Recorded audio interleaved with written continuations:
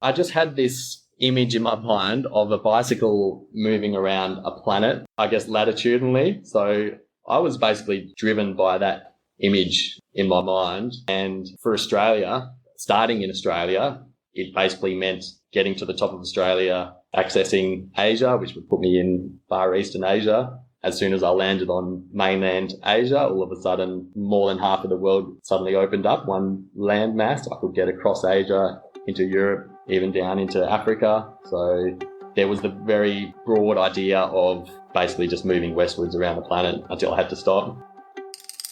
Welcome to the Seek Travel Ride podcast, where we share the stories and experiences of people who have undertaken amazing adventures by bike. Whether it's crossing state borders, mountain ranges, countries or continents, we want to share that spirit of adventuring on two wheels with our listeners.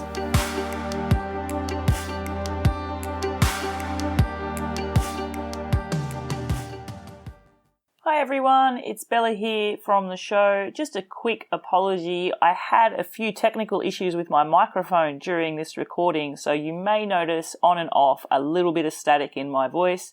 Thankfully, it's not throughout the whole recording and it is okay. You can still hear me, so please persist and enjoy Mark's story. Perth to Paris, 29,600 kilometres, 28 countries. Years on the road, crossing continents and discovering new cultures. It was April 2015 when my guest turned his dream into a reality, setting off from his driveway in Western Australia on a mission to see the world. His trip would span years, take him halfway across the globe on what would be a transformative life journey. I'm your host, Bella Malloy, and I'm happy to introduce our guest for today's episode, Mark Gresser. Mark, welcome to the show. Thank you, Bella. So, Mark, I'm really excited to have you on the show today. What I like to do with my guests is open with the same question, and that is, can you remember the very first bike you ever rode? I can, because I recently saw a picture of it. Otherwise, I probably wouldn't be thinking of it. And it's a BMX bike that I inherited from a big brother. It passed down through the generations. I'm sure it was one of our cousins, as was most of our clothes, I think. So it was an old school BMX bike, way too big for me. And we used to ride it around the veranda at home. We had a veranda that went all the way around the house. So we'd ride it around, build little jumps, and that was potentially one of my first forays into a bicycle that didn't have training wheels. I love the stories of a hand-me-down bike, and actually the BMX one really resonates because my very first bike was also a BMX, which was also a hand-me-down. But just hearing you talk about, riding around the veranda, it resonates with the Aussie in me. And also just the idea of building your own jumps as well. Like, I think that was just part of growing up with as a kid on a bike. Yeah, that's right. Where I grew up, we had a BMX track up the road as well, which was in an old clay quarry. So I think there used to be races and that sort of thing, but we used to just go up there on the weekends and muck around and come home hurt and bruised and happy. I wonder during your journey whether you honed in on any of those BMX skills that you'd mastered back in the day. I probably would have loved to. Like, there was times where I wished I had the suspension, and like one time in Nepal where I was riding into eastern side of Nepal, I just rode into the Himalayas as far as I could and ended up at a temple called Patibara. And on the way home, it was like uphill the whole way there. On the way home, I just wished I could just let loose mountain bike style, but yeah, with a solid bike, and I was bouncing all over the place. So yeah, it's probably not the best decision to try and take that type of style on when you're touring with a round the world load on your bike as well. You're certainly not operating with the most lightweight and depth of machines, aren't you? No, that's absolutely right. In fact, just quickly, I wonder, I'm sure you've gotten on your bike since you've returned and had no weight on it. That's a weird experience as well, isn't it? I had that occasionally when you are touring and then you just want to duck to the shops with it, if you've got your base in a guest house or in your tent or something, and you just ride it. And I've had that where, particularly when you don't have the bags on the front of the bike and your arms are just swinging everywhere, and it takes a lot of effort just to hold your handlebars straight because there's not that weight resistance. But you might be surprised to hear that when I packed my bicycle up in a box to bring it home, when I was done with my trip back to Australia, I have not ridden it since. I haven't put it back together. I've looked at it occasionally, and No, it's still there. I haven't touched it. Oh my gosh, it's collecting dust, but it's ready for you. It's ready for me. Yeah, that's right. So, Mark, I wonder if we could just take the opportunity now just to have you introduce yourself to our listeners and get a bit of a background to this trip and what sparked the idea in the first place. Yeah, totally. I'm from Perth in Western Australia, so the southwest corner of Australia, and I've always had an interest in travel. I think I was 14 when I first decided that as soon as I could, I was just going to pack up a bag and go travelling. And I did wait until I finished university to do that and went backpacking for almost 2 years. And it was during that trip, I was in Macedonia, hiking up a mountain, crossed a road, and in the distance I saw this thing moving down the road, and I couldn't quite work out what it was until it came closer, and it was a guy on a bicycle, all of his luggage attached, and that was my introduction to cycle touring. I'd never seen it before. I had never considered it. I didn't know it was a thing, and it just instantly inspired me because I had been backpacking at that point for a while, and you're stuck to other forms of transport, timetable, buses, trains, planes, and to glimpse the freedom that must come from just having all of your things on a bicycle, it just blew me away. And so I continued traveling and got to the east side of North America and thought, right, I'm going to buy a bike, cycle across America to Western Canada. So I got a basic bike, got a couple of pannier bags, loaded up some food in a tent and started cycling. That was in South Carolina, and I lasted 2 weeks before I gave up. No physical training, I wasn't ready for it. It was the middle of summer. It was a heat wave. It was more than 40 degrees Celsius and 90% humidity, and I became sick and miserable, and I stopped because I was miserable and ended up in Western Canada just without the bike. Ran out of money pretty quickly, and that was the end of my backpacking trip after 22 months of traveling at that point. And from then I entered life at home. I got the job based on my background, my professional background as a zoologist. I'd completed university, but I hadn't utilised that degree, so I had that weighing my mind, and that was part of the reason why I went home at that point. So I started working, and the dreams of travel didn't go away, and also the idea of the unfinished business of cycle touring. So I had that over my head as something that I would still love to do. And as time went on, I started thinking, if I was going to do it, where should I cycle? Should I do a trip around Australia? And then slowly the idea evolved into a big one, as my ideas tend to do. And one day I thought, no, why not? Why not just cycle around the world? And, the rational side of things didn't really enter my mind in terms of the fact that I'd failed doing so before and maybe I should ease into it. But no, once that idea was in my head, I couldn't really forget about it. And I made the plans. I saved the money. I bought a bike and I organised all of the gear I thought I would need. And my preparation involved a 3-day bicycle ride. So when my bike arrived, I thought, I'll jump on it and use it straight away. There was a long weekend, so I had 3 days up my sleeve to just have a crack. So I rode it north as far as I could in those 3 days, which was roughly 220 k's out of Perth. I reached a town called Jurien Bay, and then got my parents to drive out and pick me up at the end of the weekend and take me back home so I could be back at work for Monday. And the next step for me after that short little ride was to quit work and throw myself into that big idea of cycling around the world. And I did that, and it turned out okay. Wow. So from the first 2 weeks of attempt number 1 ending dismally and you feeling totally wrecked and beaten in North America, you've come home, had more time to think about it, consider it, and just this dream that I guess you said first came into your mind in Macedonia was re-sparked, the fire was relit, and plans were made.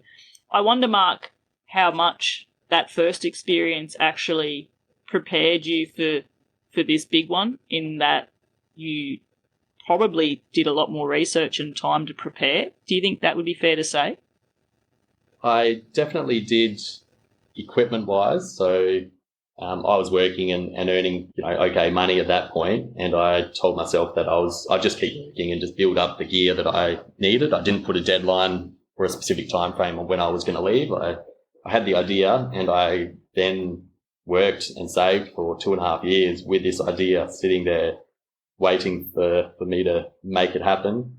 So I saved up, and during that time was when I went through the fun experience. It's a fun experience for me, sitting down, researching, creating your spreadsheets, what gear are you going to get, and, cruising, spending all those hours on the internet trying to get answers to what's going to be the best and what do you need and that sort of thing. And so I think my preparation focused on just what I needed. What did I physically need on the bike to be happy traveling?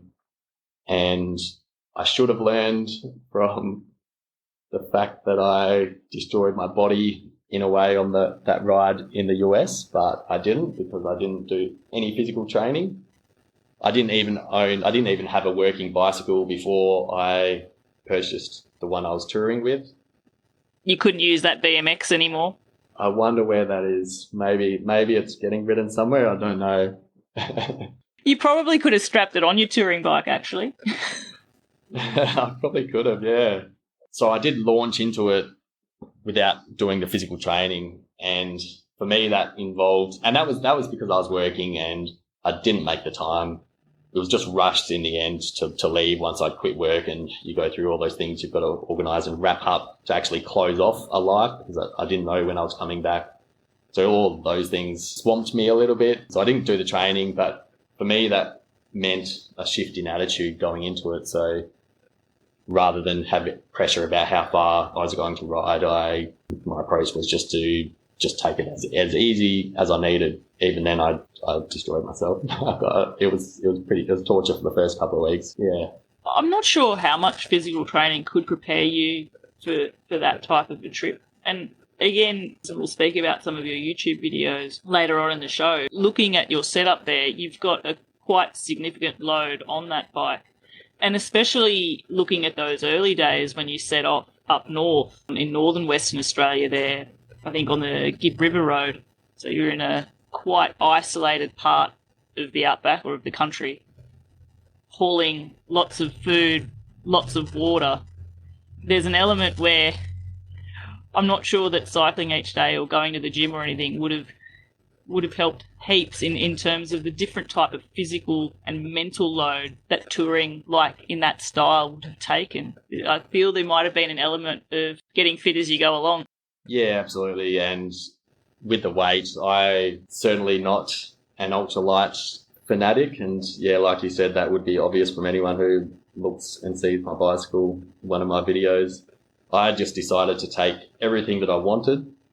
It included an art kit because I enjoyed sketching. So I had sketch pads and pencils and things. I had a big camera that I ended up turfing because I wasn't using it. So there was a few things that I ended up ditching because it was too much, but I just wanted to be comfortable. I knew I was going to be away for a long time, and I guess in a way having no experience helped because I didn't really look into how other people were doing it in detail. So the idea of going heavy, I just figured, like you said, that I would just adapt. My body would adapt. My legs would just get stronger, basically, is what I thought. I'd just get used to it.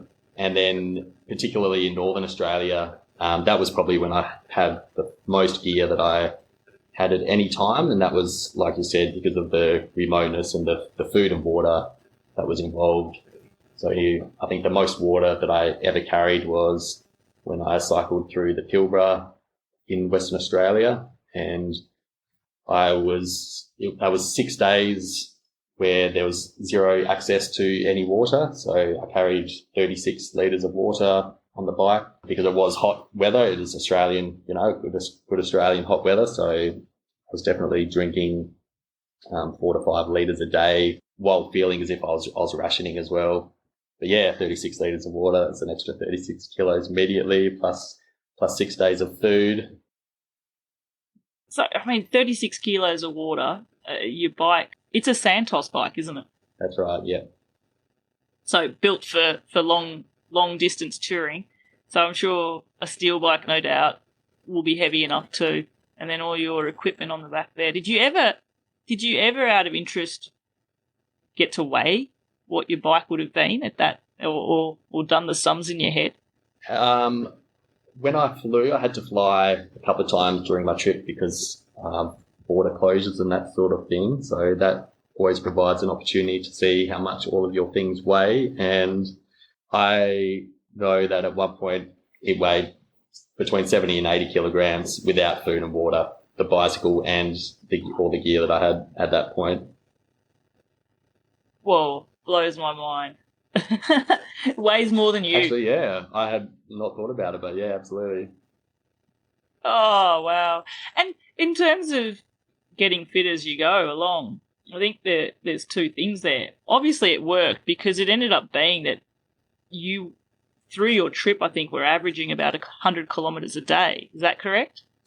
I think that's probably, what I averaged when I was on my cycling days. I never paid a lot of attention. I recorded how many kilometres I rode each day, but it was never a focus or didn't pay much attention to it. But yeah, 100 kilometres a day, I think, is probably fair, roughly. I think the other thing there too, though, is that you set off with this mindset of you've got such a long distance goal in mind, but you also set yourself up to, A, be as comfortable as you could, but also you set off with a mindset of flexibility. I think, if I'm correct, Mark, you had some time constraints in terms of visas as you toured through certain countries, but other than that, am I right to say you had a big route in mind, but you weren't being prescriptive as to where you needed to go to at the end of each day? Oh, yeah, that's right. I never planned my routes at all. There was only a couple of times where I really felt the need to actually map it out, and those were mostly related to remote areas, so where you do need to have a good understanding of availability of food and water.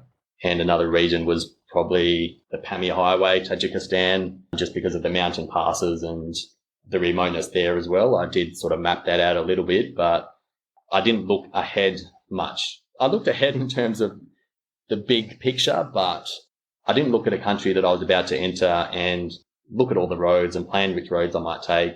I pretty quickly grew comfortable with entering a country with not even a plan about where I was sleeping, the first night, as long as I had enough food and water for a couple of days, completely relaxed, just riding in and just seeing what happens. And, you meet people. If the more you plan, the less flexibility you have. So to have no plan just means you're open to suggestions, you're open to the whims of yourself and what the people you meet and what happens along the road. And I guess also another thing to add in there as well would be you're open to what the elements and the weather throws your way too, and the terrain you're in. As you said, it'll be a totally different experience from cycling through the packed streets of India, for example, to cycling through remote mountainous terrain on the Pamir Highway. So from that perspective, planning too far ahead, it just doesn't make sense because there's too many variables that'll knock your speed down. One thing you mentioned there, I think, was like the weather and climate. That is actually a factor that I did take into consideration in a few areas. For example, when I knew that I wanted to cross from northern Pakistan through into China and access the Central Asia that way, I could only get into China from Pakistan in summer. So I sort of knew, I found that out a few months in advance, which meant that I actually kind of slowed down in a way my cycling, just because I had almost had as if I had time to kill until summer came and the mountain pass opened up. Well, that must have taken a bit of a shift in mindset as well. Take the slow travel even slower. Yeah, it was, at least, in India it was fine because obviously India is a big place, so you could get lost there for years. You could spend many years there and not see it all. So it was a good place to slow down and actually, I guess, start winding a bit rather than taking direct routes anywhere. Again, without specific plans of where to end up each day, You left your driveway in WA, Western Australia. Did you actually think at the time which direction you were going, what countries you wanted to go to? Did you have that type of thing mapped out in your mind? I just had this image in my mind of a bicycle moving around a planet, I guess latitudinally. So I was basically driven by that image in my mind. And for Australia, starting in Australia, it basically meant getting to the top of Australia, accessing Asia, which would put me in Far Eastern Asia. As soon as I landed on mainland Asia, all of a sudden, more than half of the world suddenly opened up, one landmass. I could get across Asia into Europe, even down into Africa. So there was the very broad idea of basically just moving westwards around the planet until I had to stop. And yeah, then I guess the other decision along the way as part of that was the best way to, I basically thought I had two options to get west through the eastern part of Asia.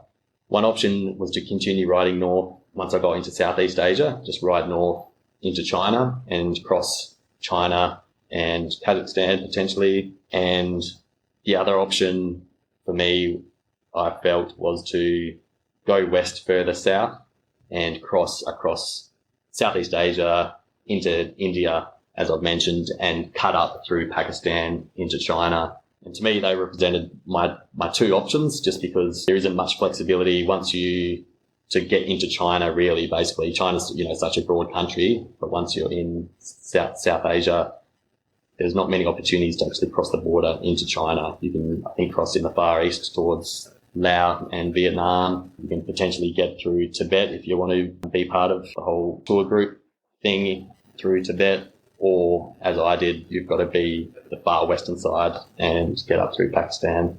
Did you make that decision early on then, once you came into Asia, or did you even make that decision before you left Australia? I don't think I made that decision before I left Australia. I think it was in probably Southeast Asia, maybe heading up through Malaysia and Thailand. I was looking ahead enough to know that decision was coming, basically from Thailand, where I moved out of Thailand.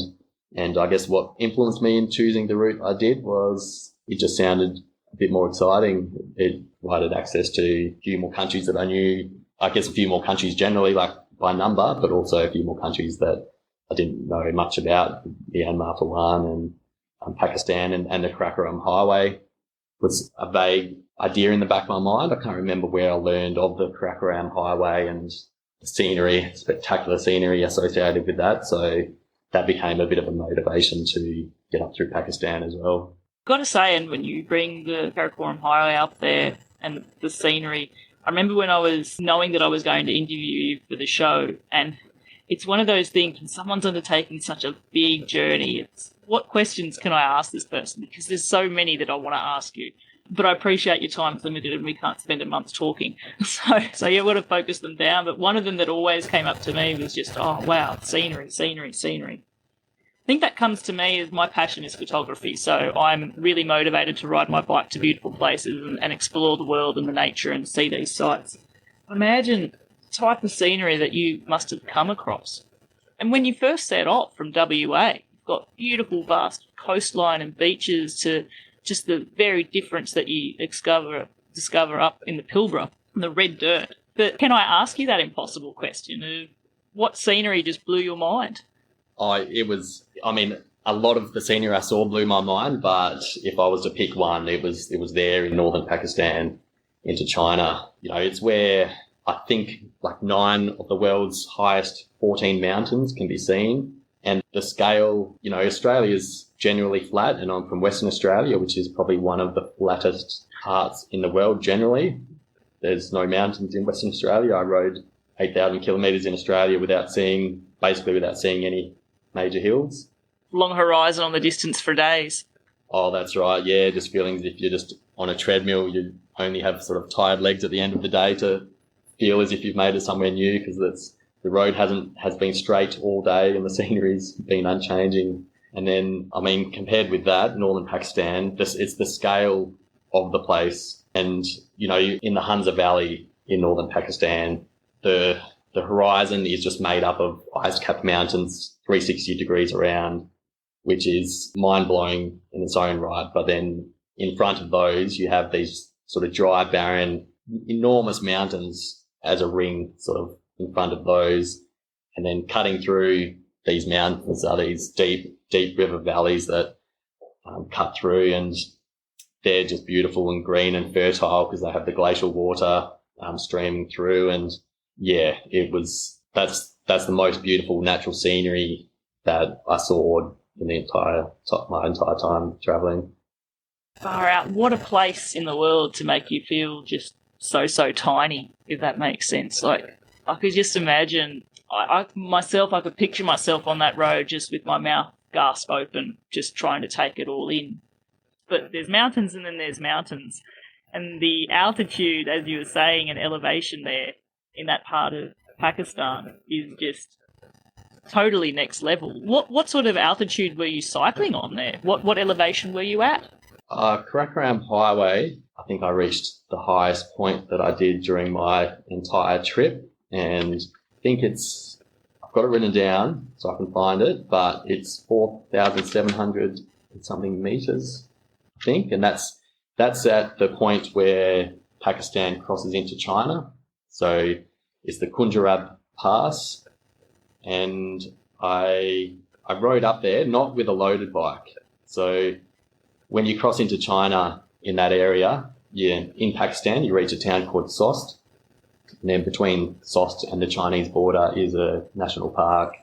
You're not allowed to camp in the national park. And on the Chinese side, they don't let you ride your bicycle independently. So the way to cross the border is to get a minibus from Sost over the border into a town called Tashkent in China. But there is nothing stopping you from cycling up to the border on the Pakistan side, but because it's a national park and you can't camp, you have to do it in one day. So it's 80 kilometres from Sost up to 4,700 metres, and then it's another freezing cold 80-kilometre descent back once you get to the top. Yeah, I couldn't imagine actually, because that's another of the extremes, and you think of the altitude is one thing, but also the weather as you climb higher just drops and drops and drops. Oh, I didn't anticipate it, and I packed my thin waterproof jacket, and I got to the top and just started shaking, and I saw this smoke coming from a little hut and knocked on the door, and it was just a bunch of soldiers, and I got welcomed in and sat in front of a little furnace, and they lent me some gloves to take out and actually have a wander around at the top, and yeah, it was cold. Oh, yeah, and it would have been a grim descent, but I won't put my emotions into your mind, but what were you thinking during that descent? Oh, I can't remember, really. It was fast and cold. That's all I can take away from it. Mostly I was just trying to get back. How did your body also deal with the elevation? Like, did you experience any signs of altitude sickness at those heights? I did during my trip, but not then. And I guess I had from India cycling up through Pakistan. In a way, it was a slowish ascent, but then I don't know the specific rise in elevation I had that day, but it probably was pretty rapid. But I got by without suffering the effects, but I did experience the effects elsewhere. Tajikistan, I certainly got to know what a bit of elevation can do to you. And I've heard anecdotally from others that altitude sickness is one of those things, and it affects people in different ways and at different times. It can be quite random. The fittest of the fit can feel floored to the ground and other people are fine, and vice versa. So there's no predicting that sometimes, is it? No, it depends on your unique physiology, which you can't control. Hi everyone, it's Bella here. Just wanted to say, if you're enjoying what you're listening to so far and liking the podcast, could you please go into your podcast player app and give it a rating and a review? It really helps the podcast to grow and reach a wider audience. Thank you so much. Now, back to the show. I feel like, and again, this is because you've undertaken such a vast adventure, Mark, which is amazing. There's so many countries in between here and that place in Pakistan that we just totally skipped across. I wanted to focus a little bit on Southeast Asia there, and specifically spent such a long time at the beginning of your tour cycling through that vast, flat, beautiful Western Australia. Leaving our own country in Australia took its own took a significant part of your trip, no doubt. Like, what did you say, 8,000 odd kilometres? Yeah, I'd done more than 8,000 kilometres by the time I left the top of Australia. Wow. So then the first new country you went to was Timor-Leste, is that correct? That's right, yep. So that was first experience of a new country on your trip. What was your experience there of all of a sudden just being thrown into a different culture? I think it was jumping in the deep end. I think starting in Australia is jumping in the deep end in its own right because of the remoteness there. But then to then skip over to Timor-Leste where tourism isn't developed, relatively few things are developed in the scheme of things, and they spoke a language that I'd never heard of, called Teton. Timor-Leste wasn't something that I'd heard, I guess, in the news and media. It's not something people hear about generally, I wouldn't think.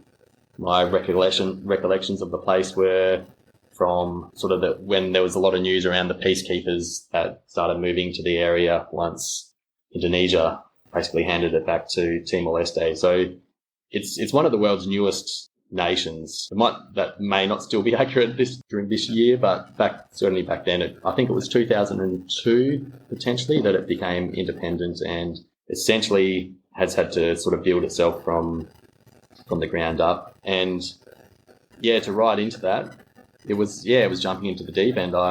For a huge number of reasons, the language side of things, the terrain. Like I was saying, in Australia, I didn't see mountains, and then Timor-Leste is essentially one enormous mountain that rises out of the ocean.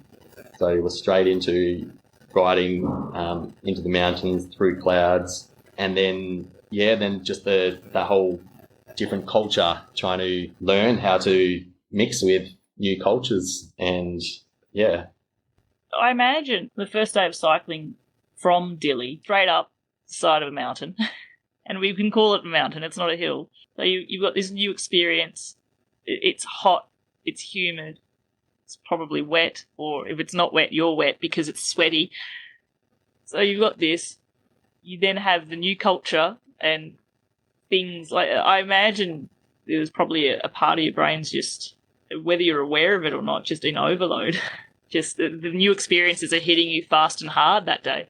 It was, and to the point where I just almost just had to let go. And it was actually at that point my bike broke, so that was another thing I was dealing with. So my gear cable snapped under the pressure of the load I was carrying as I was riding up the mountain, and actually it was because a bolt holding my rear rack on snapped, and it kind of wrenched my gear system and snapped the gear cable. And it was at that point where I just had to let go and just realise that I wasn't going to be in control of what was going to happen. And from that point, you just take it absolutely as it comes, which made me relax then.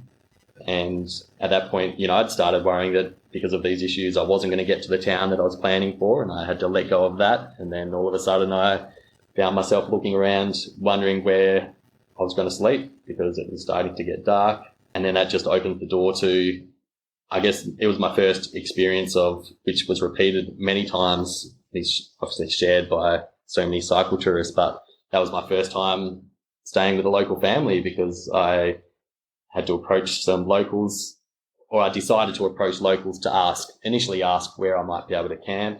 I had some of the phrases written down in the local language, and it was very populated, so I didn't want to just camp willy-nilly and without understanding what the reaction of locals might be like. So I approached a group of youths who were in the street, and they talked amongst themselves, and I started getting worried. I didn't know what they were talking about. And then one girl stepped forward and immediately just said, "Come to my home." And so I was welcomed into her home and spent my first night sleeping in their house.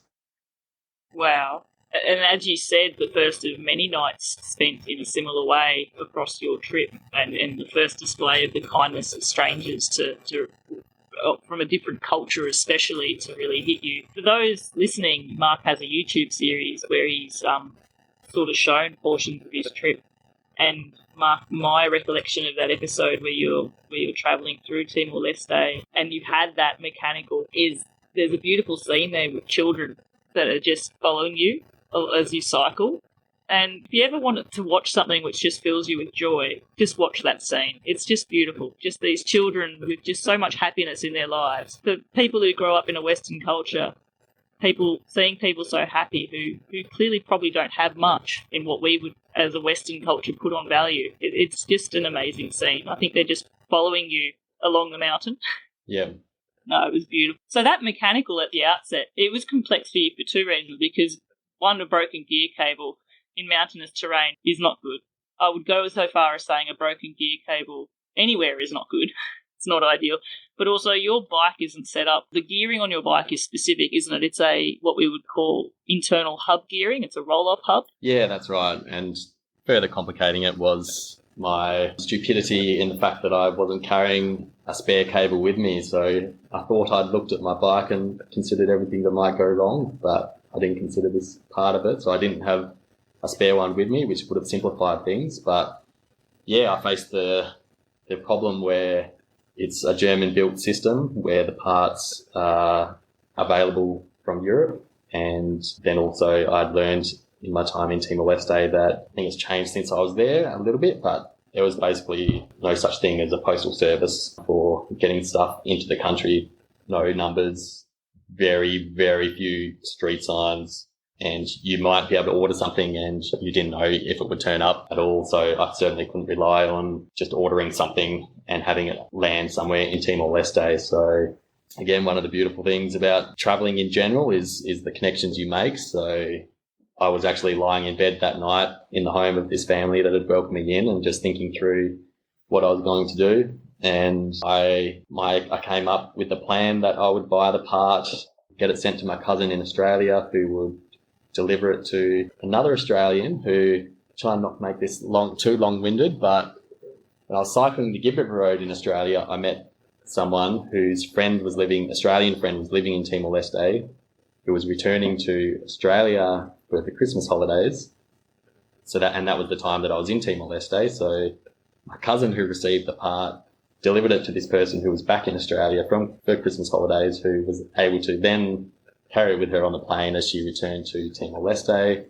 So I was able to organise that, and then I could relax a little bit knowing that was happening, and my bike was stuck in first gear and I was only going uphill for several days. So I just jumped back on it the next morning and kept riding to the mountains.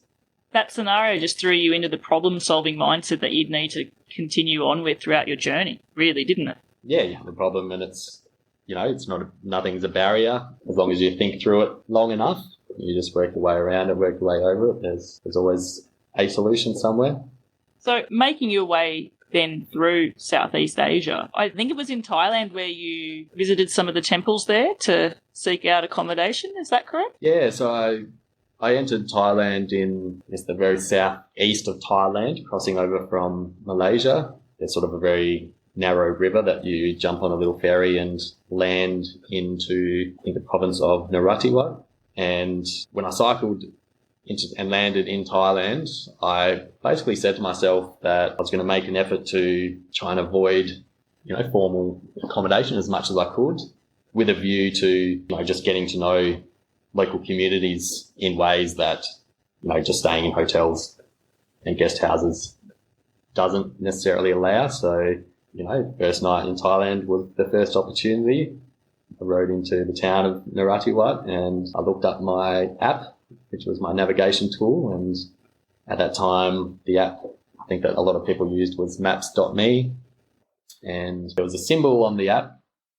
I rode around a park actually in this town first and picked a dark corner that I thought, worst comes to worst, that's where I'm going to set up my tent as a backup. And then I'd seen this symbol on the map and it looked like a bit of a wagon, patterned like wagon wheel, but obviously Thai script, so I couldn't read what the label was. But something struck me and I thought, that might be a Buddhist temple. And I went to the spot and came across the gates and looked in and saw the red and gold patterned buildings and all the Buddhist motifs and pack of mangy dogs that were starting to bark. And I just remember standing at the gate and being very nervous about taking a step over that threshold because it was into a new type of experience and a new unknown. the whole trip, the whole thing about traveling is, repeatedly stepping into the unknown. And yeah, I took the deep breath and just that attitude of, you never know if you never try. So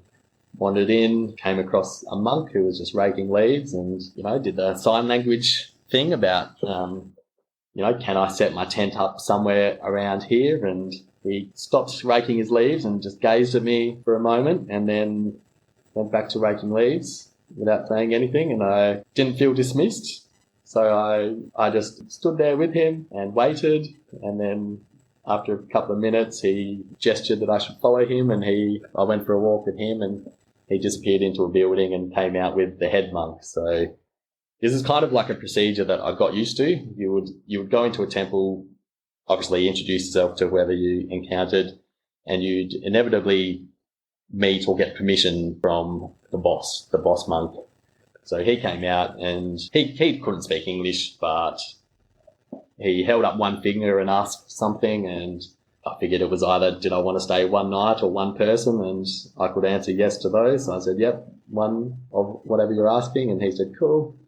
Gestured that I followed him to a little gazebo, a little wooden platform, and said, here's where you can sit up, and did a gesture of lifting a paddle over his head, which was, the universal sign of where you can have your bucket shower, little building nearby, and that was it. I was left to it and set myself up, had a wash, cooked my dinner, and went to sleep to the sound of a Buddhist temple. Woke up to chanting monks and packed up and went on my way.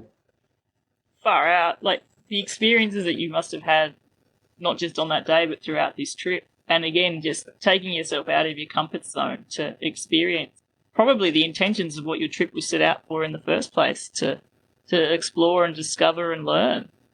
Yeah, absolutely. And, part of the reason why I didn't really want to do much research as I entered countries and that sort of thing, it was just to have that absolute raw experience of discovering things for yourself. And learning from your surroundings and the people that you meet along the way. That's right. The thing about having no expectations as well, carrying no expectations about people or places as you enter, and you're just 100% purely informed by your own unique experience. On that note then, were there countries that you'd visited that, despite not wanting to learn about them beforehand, you'd already had an idea in mind just from hearing about it growing up? So were there experiences you had in those countries that were contrary to what you'd preconceived? Just trying to think what I preconceived about particular countries. I mean, talking about Thailand, there was instances where there's aspects of countries that you don't learn about even if you listen to mainstream news. So, for example, Thailand, has a great reputation to Australians and many others as just a great sort of tropical holiday destination. A lot of young people go there and run amok and...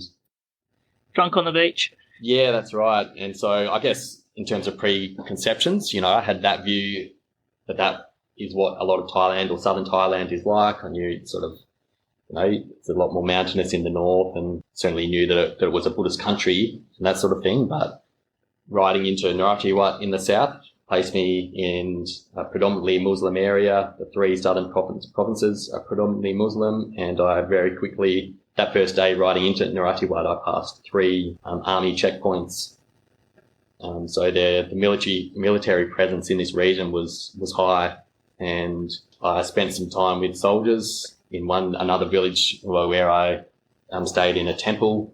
I spent a night hanging out with a group of soldiers, and they explained the situation about the fact that there's conflict between the Buddhist and Muslim populations, and they're stationed in this village to protect the monks and protect that local community. There'd been a car bombing a few days prior, so I learned about particular roads that I probably shouldn't be travelling along. And so it's not something I knew about entering, and because it is, you don't hear about these things in detail. You'd have to do a bigger digging, I think, if you want to learn about these specifics.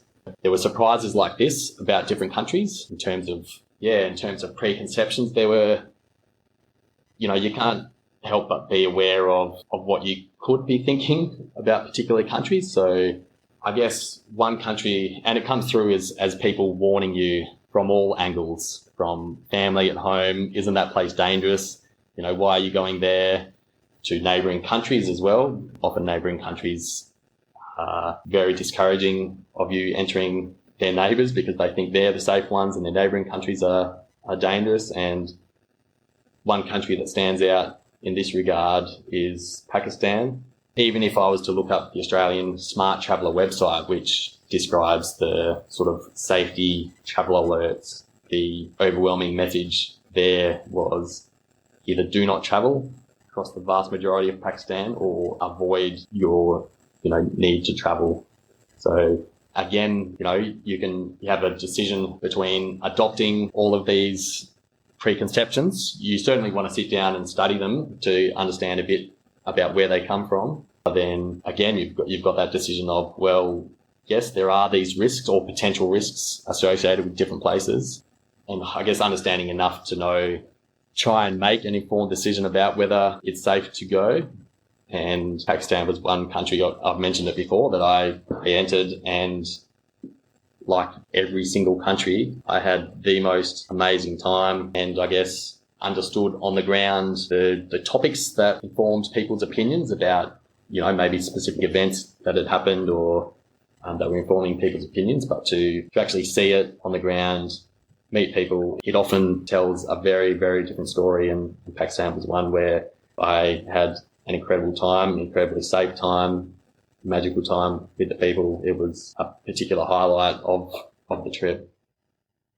Wow. And like you said there, it's not that you were ever entering countries or crossing borders with ignorance in mind of things. It's not that you didn't consider perhaps your safety or whatnot, but it was interesting that, again, the perception that's thrust upon us from all different angles is so different to the reality on the ground. I guess in contrast to that, Mark, were there times where you were actually fearing for your safety during your trip? There were occasions where I had cause to worry about my safety, but they were passing experiences. So I wasn't ever like in a country and filming and feeling unsafe while the whole time I was in a country, for example. But there were certainly moments where my safety was threatened. I was riding through the jungle in Myanmar, and I was about to be mugged basically by guys with machetes who I was filming, and my camera was out, and that was one example. Another example was when I was riding out of Kyrgyzstan and approaching Tajikistan.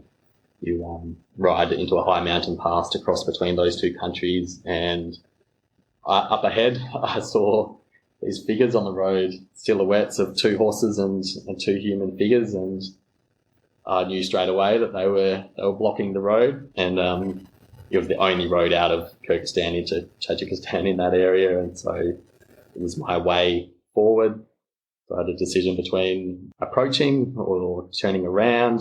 I didn't want to turn around because I just had a situation where people had stolen all of my money in the guest house that I was staying the night before, and I managed to get the money back, but I had that conflict behind me. I had this one ahead of me. I had Tajikistan ahead of me, and I went forward and relaxed a little bit when they became clear, and they were just 14 or 15-year-old guys. But they ordered me to stop and asked for money, and I said no, and there was a bit of argy-bargy where I had to wrestle them off, and they were trying to get into my handlebar bag and that sort of thing, and I managed to sort of overpower them in a way.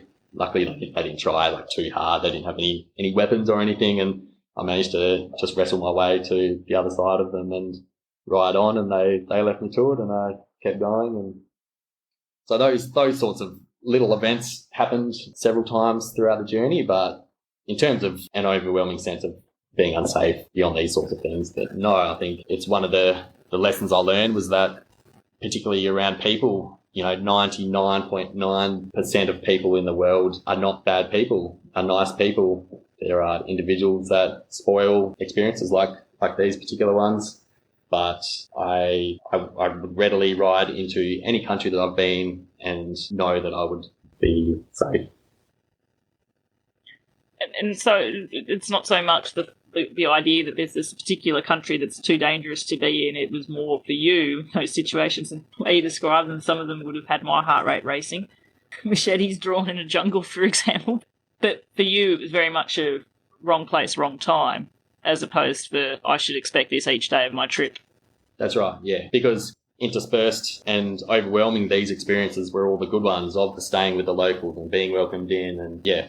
I guess then if we focus on the good here and the kindness of strangers, you had this overwhelmingly as a constant for you, didn't you, on the road? Absolutely. In every country, it's something that is still surprising to me when I think about it, and it's something that I'd love to delve into and understand more about just the kindness, the potential for kindness that is out there everywhere you go. And, I'm interested in working out whether, how cultural it is, because certainly most of the experiences I had, I certainly wouldn't expect them to have occurred in Australia. So there is something about particular cultures, particular parts of the world where you can basically expect to be overwhelmed with kindness. So the one that stands out in my mind is Iran, and it shouldn't be a measure, but money can be a measure of the help you receive. So I think I spent nearly a month in the country, and I spent about 70 Australian dollars my entire time in the country. And that was possible because of this overwhelming kindness of the locals. So I think I was there for 27 nights, and I did not stay in any formal accommodation for any of those nights.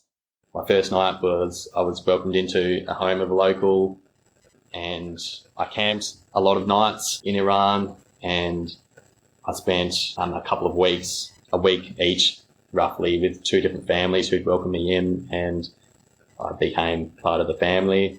One just shocked me with like pure overwhelming love, not only the love that they shared, but for me, the love that came out of me for them, and yeah, I didn't know I could love people or love strangers that much. It was as if they were my own family, the love that was shared just with this family. And I was just bawling my eyes out, the day that I left, because I just had to just tear myself away, because I had to obviously, you're limited by the visas, but if I wasn't, I would love to potentially still be there. It's just incredible. I guess also, Mark, you spend a lot of the time, you're travelling solo. But I guess, would it be correct to say that there were many times where you probably never felt fully alone because of that, because of the kindness? This Iranian family that took you in as your own, I mean, did it feel like you were at home with family at the time? That did, absolutely. There were many times where it was at the other extreme, where I was in the remote areas just on my own, or particularly felt it when I was trapped somewhere, or, in bed, not able to move, sick for a week or more than a week in India, or I had periods in Indonesia where I couldn't cycle or sit down even for multiple weeks and just trapped. And it was at those times where, you have too much time to stew on the fact that you're not progressing anywhere, and where I felt lonely. But like you said, where there's people, there's an opportunity for this type of connection, basically. So it's there to be had. And one thing, I guess, that has surprised me, and I guess going into it, like, loneliness and traveling solo is not something that bothers me. Being alone is my kind of safe place. I'm perfectly happy being by myself in remote areas. I don't get lonely, and I knew that going into it. But then even after the trip ended and since, something striking that I've learned is that the stories that come out of me and the stories that have left a lasting impression, it's not the most spectacular scenery that I've ever seen, or, it's these human connections. It's what you talk about. It's what people want to know. It's what makes an impression on you and other people. And it kind of has surprised me since that how much of my story, now that I look at it, from having done it, is just based in the human connection that you have when you travel like this. It's something that you were left with an open mindset for, but probably didn't realise. And as you say, you're now, back home in Australia, it really hits you as you reflect back on your journey, just what leaves the biggest lasting impression on you. And it has been those human interactions. epic mountains in Pakistan notwithstanding. No, they're also very awesome. Could I ask then, and again, this comes from someone from a Western culture, obviously, but when I look at the route that you took there from Australia through Southeast Asia, through Asia, and then crossing over into Europe, as you crossed over into those more, what I would say, Western countries, did part of your trip change and your experiences of it change with those human interactions the further you got into it? Like, you're reaching places like Italy and France, like, how did that change? Yeah, it did change. I guess informing the story as well is that by the time I'd crossed Turkey, I had a deadline that meant that the end of my trip was coming, and it was the first time that I had to really properly think about that this whole thing was going to come to an end at some point, and it was approaching rapidly. By that time, it was roughly 2 months away, and my deadline was associated with my sister getting married back in Perth, which I certainly wasn't going to miss being a part of. Meanwhile, my money was dwindling anyway, so I was running out of money anyway. So I moved through Western Europe and Europe generally quite quickly, well, very quickly compared with my experiences through Australasia. But then, yes, the types of experiences I had changed, and with the climate as well. It was winter, basically. I rode into winter as I rode into Europe. Extreme areas that experience winter too, like you travelled over the Alps through winter. Yeah, that's right. And so I've had a lot fewer experiences with interacting with local people and staying with local people. And I spent most of my time sleeping in abandoned buildings and things where I could get cover so that my tent I didn't wake up to an ice-covered tent. And so, just sleeping very much became basically homeless, a homeless vagrant. I was just sleeping in culverts and sneaking into abandoned farm buildings and derelict buildings, and just to stay warm as I punched my way through Europe fairly quickly. I imagine that your skill set and ability to pick out somewhere in the landscape that provides some form of comfort and shelter just grew and grew as the trip went on. Yeah, you sort of, it just becomes part of your habit. You know what time in the day that you want to start looking to find a place. You give yourself a window to hunt out a spot, and you hope you do come across one. Some days it comes early and you have a bit more time to cook dinner. Some days the perfect opportunity comes, you're just riding into the night and still trying to find a place, and you might end up not necessarily even really understanding exactly where you are in the scheme of the landscape around, and you just bunker down and wake up early so you're not necessarily disturbing the local people or causing worry to local people as well. So, a lot of people talk about or might think that, I'd be so unsafe or vulnerable doing this sort of thing, but I realised at one point that most of the times it's probably the local people that are worried about me. a stranger just rocking up and camping somewhere in the midst of their normal life. So, I found that interesting at one point where I realised that, hang on a second, I don't need to be the one that's scared. I should be the one that actually can alleviate in certain circumstances the worries that I might be placing in the people around me. How long were you actually travelling on the road for? You mentioned I started in April, and April was when I left Perth to start riding northwards, and I basically 2.5 to 3 years. So I was on the move. I had times during that. So the distance I did, some people bust their way across Asia and Europe. I certainly could have done it much faster, but my travel style, because it was purely about travel and not necessarily, the cycling was just the mode of transport. It was all about the travel experiences. I took my time exploring places, staying places. I, volunteered in Nepal. I basically stayed in each country until I was getting booted out because of the visa. So I was on the go for 2.5 to 3 years, meandering my way. Mark, you are back home now in WA, but notwithstanding the fact you travelled all the way from Perth to Paris, and I mentioned in the intro, over 29,000 kilometres. But in your mind, this tour isn't over yet, is it? It's purely just on pause? I don't know. It's something I'm working through and dealing with, because I came back from this trip having ridden got into France, my endpoint. I came back home in 2018.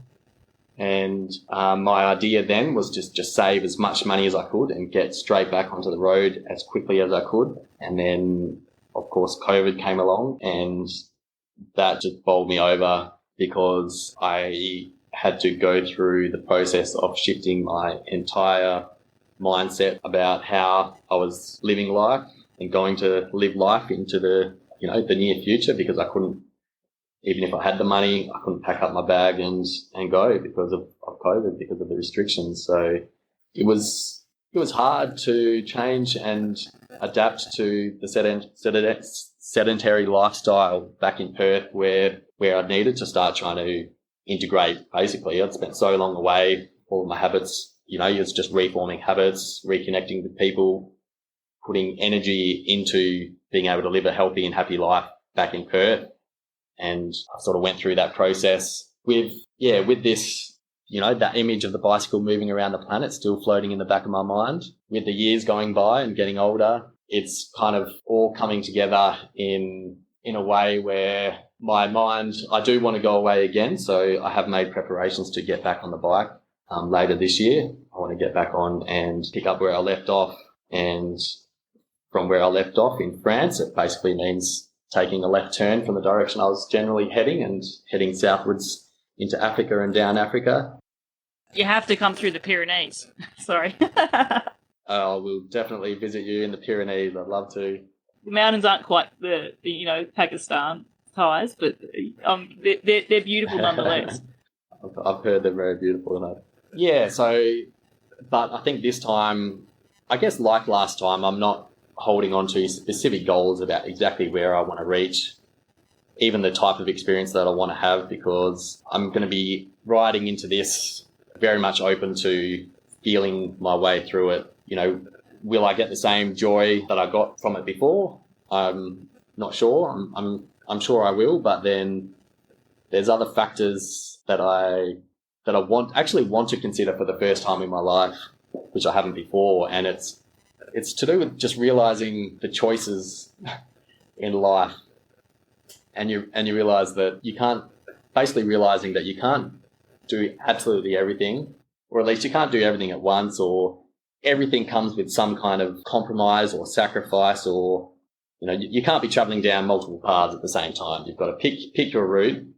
And while cycle touring represents a path for me that I'll be tracking down, I'm seeing other paths that I haven't seen before that I potentially want to travel down more than ever before. And things like, it's just that thing about getting older, and relationships is one thing. Sure, it'd be great to meet someone that wants to do this sort of thing, but I do see how beautiful it would be to meet someone and live in a place and establish that style of life as well.